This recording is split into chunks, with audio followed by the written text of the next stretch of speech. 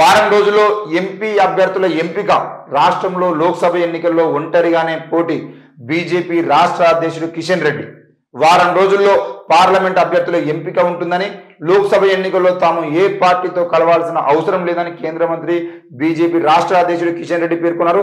ఈ నెల 28న అమిత్ షా తెలంగాణలో పర్యటిస్తారని తెలిపారు.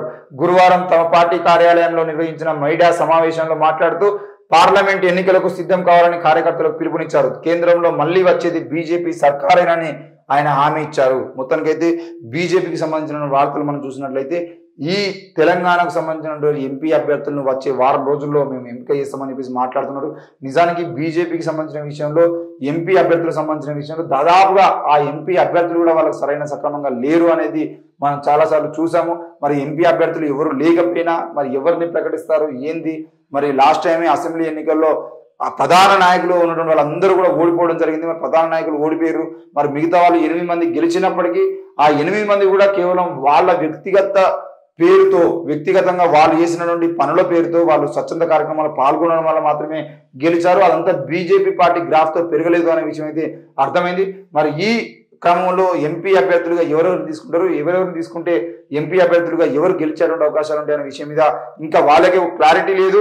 మరి క్లారిటీ లేకుండానే ఈరోజు ఎంపీ అభ్యర్థులు ప్రకటిస్తే మరి వాళ్ళు ప్రకటించిన తర్వాత టికెట్లు రాని వాళ్ళు ఎవరున్నారు, రాకపోతే మరి వాళ్ళందరూ ఎటుపోయేటువంటి అవకాశాలు ఉంటాయి. కేంద్రంలో మళ్ళీ బీజేపీ ప్రభుత్వం అధికారంలోకి వస్తాయని చెప్పేసి వీళ్ళు అంటే నరేంద్ర మోడీ అధికారంలో ఉంటాడు కాబట్టి ఇక్కడ ఎంపీలను మనం గెలిపించుకుంటేనే మనకు అభివృద్ధి జరుగుతుందని చెప్పేసి వాళ్ళు మాట్లాడుతున్నారు. కానీ ఇక్కడ ప్రజలు గుర్తుపెట్టుకోవాల్సిన విషయం ఏంటి అని అంటే, ఎంతమంది ఎంపీలు గెలిచినా కూడా బీజేపీ నుండి ఇక్కడ తెలంగాణలో అభివృద్ధికి సంబంధించిన విషయంలో ఏ సహాయం ఉండదు. ఎందుకనంటే ముఖ్యంగా నరేంద్ర మోడీ కనుక మళ్ళీ ప్రధానమంత్రి అయితే జరిగేటువంటి నష్టం ఏంటి అని అంటే, ఆయన దక్షిణ తెలంగాణకు, సౌత్ ఇండియా మొత్తానికే నిధులు ఇవ్వడు.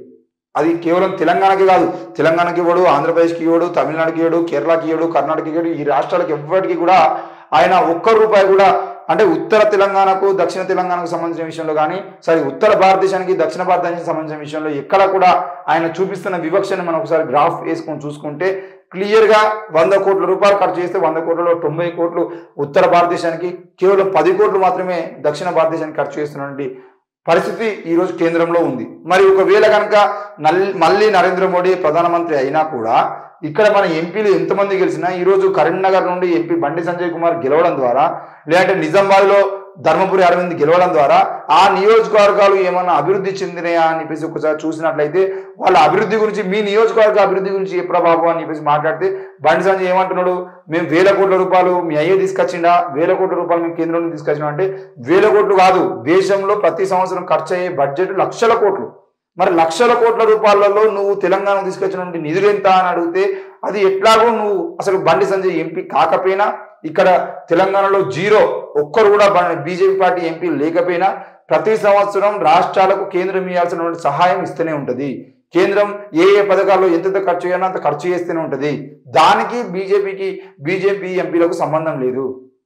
ఈ రోజు ఒకవేళ కాంగ్రెస్ పార్టీ అధికారంలోకి వచ్చింది తెలంగాణలో, కాంగ్రెస్ పార్టీ అధికారంలోకి వచ్చిన తర్వాత కూడా ఈ రోజు దాదాపుగా 30 మంది ఎమ్మెల్యేలు బీఆర్ఎస్ పార్టీ వాళ్ళు ఉన్నారు. మరి బీఆర్ఎస్ పార్టీ ఎమ్మెల్యేలు ఉన్నటువంటి ప్రాంతానికి అభివృద్ధి పనులు జరగవా అంటే ప్రతి గ్రామ పంచాయతీకి నిధులు వస్తాయి, ప్రతి జిల్లాకు నిధులు వస్తాయి, ప్రతి ఎమ్మెల్యేకు నిధులు వస్తాయి, వాళ్ళ ఎమ్మెల్యే కోటా కింద కూడా ఖర్చు చేసుకునే అవకాశాలు ఉంటాయి. ఇవన్నీ కూడా ప్రతి ఎమ్మెల్యేకు ఉంటాయి. దాంట్లో మరి కాంగ్రెస్ పార్టీ అధికారంలో ఉంది, బీఆర్ఎస్ ఎమ్మెల్యే ఉండడం ద్వారా నష్టం జరుగుతుంది అని చెప్పేసి మనం అనుకుంటాం. కానీ నిజానికి ఎమ్మెల్యేలు ఎవరున్నా కూడా ఒకవేళ ఎక్కువ నిధులు రావడం కోసం కాంగ్రెస్ పార్టీ ఎమ్మెల్యేలు ఉన్నటువంటి ప్రాంతాల్లో వస్తాయి కావచ్చు, కానీ ముఖ్యంగా అభివృద్ధికి సంబంధించిన ప్రతి పథకం రాష్ట్రంలో ఏ పథకం అమల్లో అయినా అది ప్రతి నియోజకవర్గానికి వస్తుంది. అట్లనే కేంద్రంలో ఏ పథకాన్ని తీసుకొచ్చినా ఆ పథకానికి సంబంధించినటువంటి ఫలితాలు అన్ని రాష్ట్రాలకు వస్తాయి. అందులో భాగంగానే తెలంగాణ కూడా నిధులు వచ్చినాయి తప్ప బండి సంజయ్ తన జేబులోకి వెళ్ళి కానీ, బండి సంజయ్ ముఖ్యంగా పోయి నరేంద్ర మోడీతోనూ అమిత్ షాతోనూ కూర్చొని తెలంగాణకు పట్టుకొచ్చిన నిధుల గురించి చెప్పమంటే ఆయన చెప్పడం కాదుగా తెల్లమొహం వేసుకొని కూర్చుంటాడు. ఈ రోజు ఆయన సహాయ మంత్రిగా ఉన్నాడు, కేంద్ర సహాయ మంత్రిగా కిషన్ రెడ్డి కూడా పనిచేసిండు.